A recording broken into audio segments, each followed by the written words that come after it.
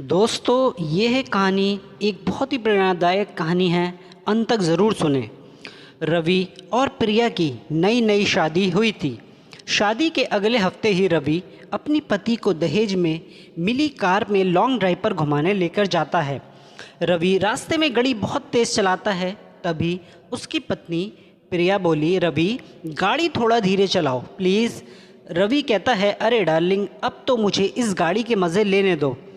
साले मेरे सभी दोस्त अपनी गाड़ी की धौंस दिखाते थे और मुझे यह कहते थे कि तेरी औकात नहीं कार चलाने की, इसलिए मैंने तुम्हारे पापा से दहेज में कार मांगी थी।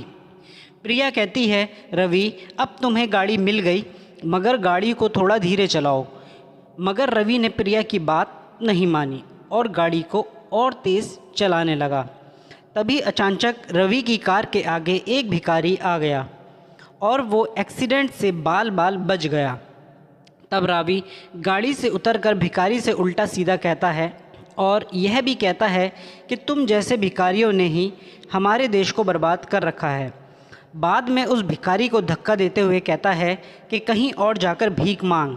तभी प्रिया गुस्से में गाड़ी से बाहर निकलती है, उस भिखारी को संभालते हुए साइड में दीवार के पास बिठा देती है। फिर उस भिखारी से माफ़ी मांगती है और पूछती है कि बाबा तुम्हें कहीं चोट तो नहीं लगी, प्लीज़ हमें माफ़ कर देना। उसे 200 रुपये भी दे देती है। तभी अचानक रवि उसका हाथ पकड़कर उसको गाड़ी में बिठा देता है। रवि प्रिया से यह कहता है कि तुम जैसे लोग ही ऐसे भिखारियों को बढ़ावा देते हो, ऐसे लोगों को ज़्यादा मुँह नहीं लगाना चाहिए। तब प्रिया मुस्कुराते हुए कहती है कि रवि भिखारी तो भीख मांगने के लिए मजबूर होता है, मगर कुछ लोगों के पास तो सब कुछ होते हुए भी दहेज में कुछ भी मांग लेते हैं।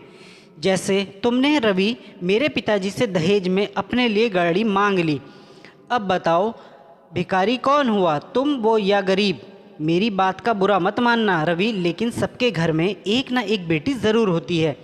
एक बाप अपनी बेटी को 20-22 सालों तक संभाल कर रखता है, फिर वो यहाँ वहाँ से कर्जा करके उसकी शादी करता है और अपनी प्यारी बेटी को विदा कर देता है ताकि किसी और का परिवार चल सके, उसका वंश आगे बढ़ सके।